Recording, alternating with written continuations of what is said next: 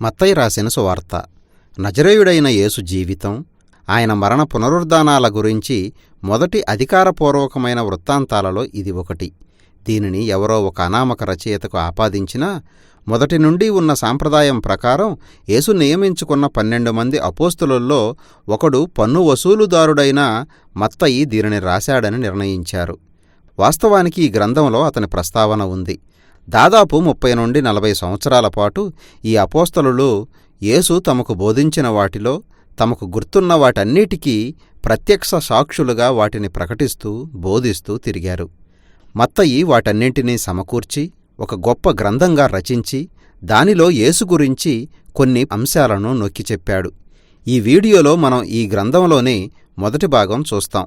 ప్రత్యేకంగా బైబిల్లోని ఇశ్రాయేలీయుల చరిత్ర కొనసాగింపు, దాని నెరవేర్పు యేసే అని మనకు చూపించాలని మత్తయి